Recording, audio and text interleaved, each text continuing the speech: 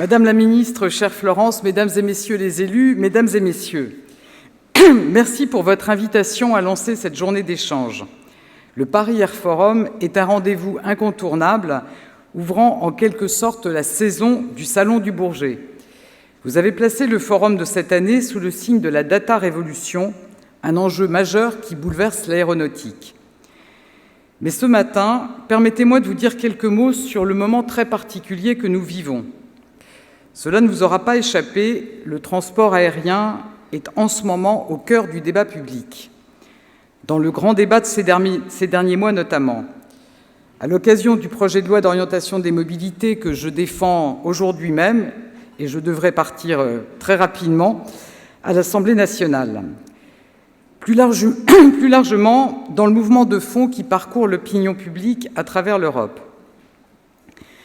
Ce débat porte une vraie interrogation sur le transport aérien, sur son impact, sur son rôle, sur son bien-fondé même. Comme tous les débats, il porte son lot d'idées reçues, de fantasmes, de contre-vérités. Mais comme tout débat, il invite à la confrontation.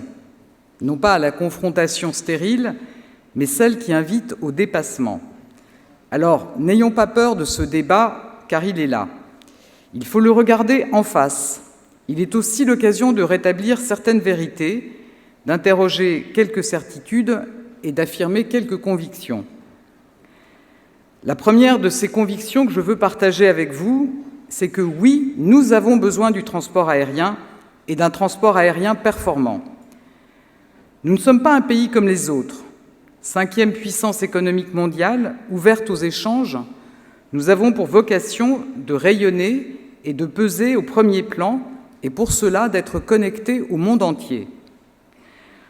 Nous portons aussi une ambition forte de rester la première destination touristique au monde et de franchir le cap des 100 millions de visiteurs accueillis. Ce sont des ambitions sur lesquelles nous nous retrouvons tous. Dès lors, il nous faut un transport aérien performant pour y répondre. De même, je suis convaincue du rôle que joue le transport aérien au sein de notre pays. Je pense à nos territoires d'outre-mer, qui jouent un rôle stratégique dans la place qu'occupe la France sur tous les continents. Je pense aussi à la Corse et à nos nombreux territoires enclavés pour qui la desserte aérienne est le lien indispensable qui les relie à la capitale et aux métropoles régionales et qui maintient leur vie économique. C'est pourquoi j'assume parfaitement que l'État soutienne ces lignes d'aménagement du territoire, qui portent bien leur nom.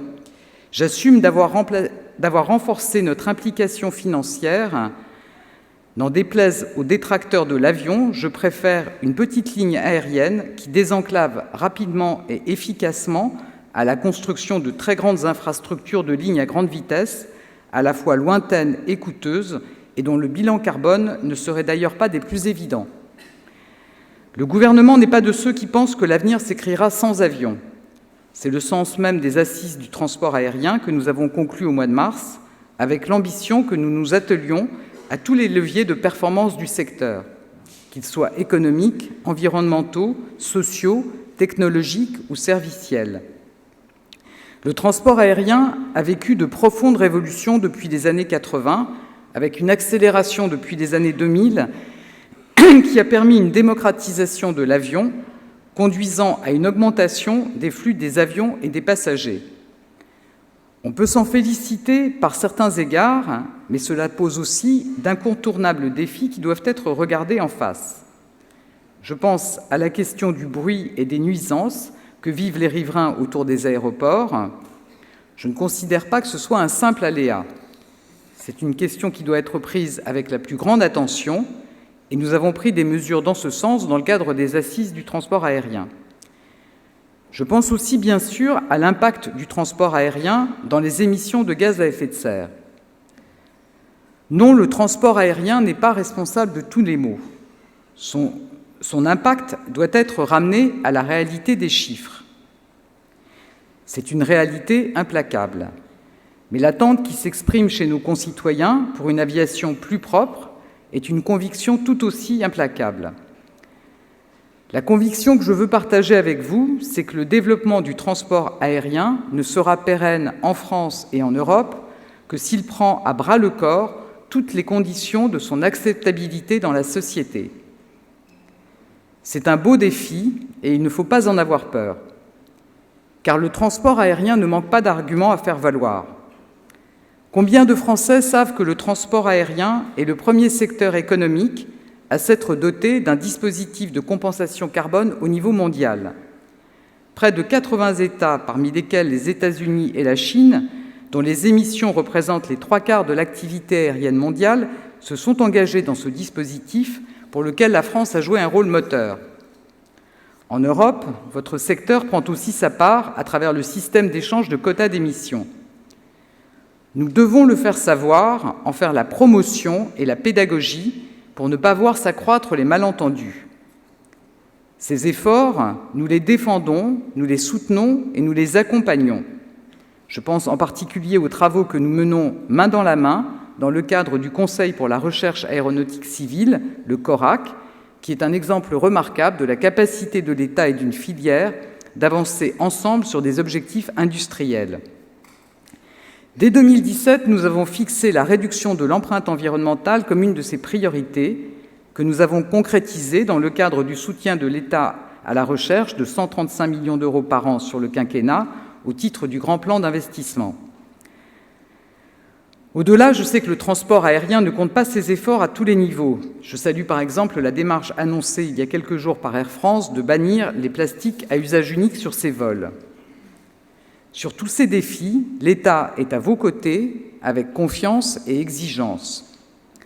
Avec confiance parce que l'aéronautique a démontré qu'elle savait relever le défi écologique et énergétique qui font que les avions aujourd'hui consomment 5 fois moins de kérosène qu'il y a 50 ans.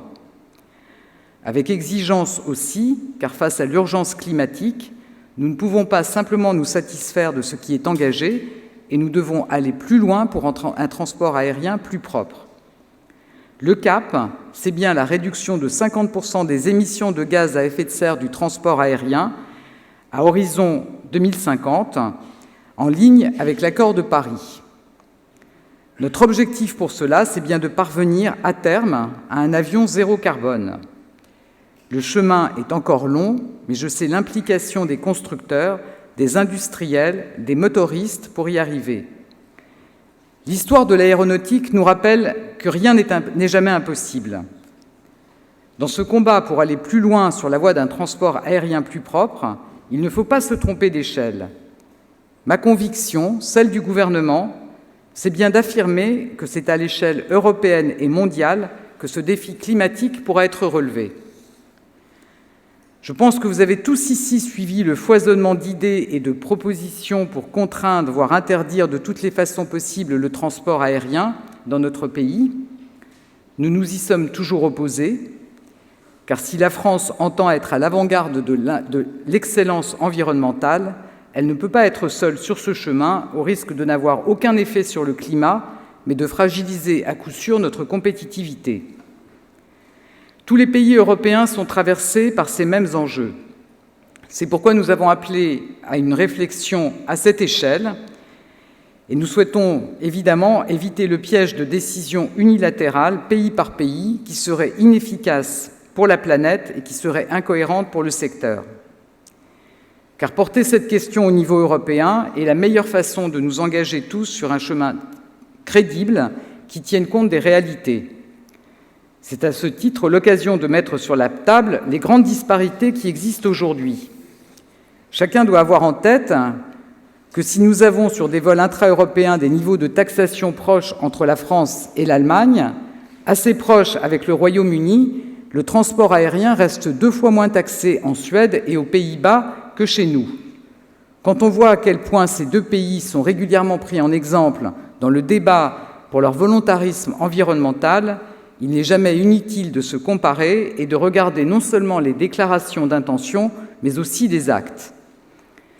C'est donc un message à la fois de grande responsabilité et de confiance que je voulais vous adresser ce matin. La France a une histoire avec l'aéronautique, elle a un rôle particulier à jouer pour l'amener sur la voie de l'excellence environnementale. C'est un combat pour lequel vous pouvez compter sur le gouvernement, comme nous savons pouvoir compter sur l'engagement de tous les acteurs du secteur. Je vous remercie.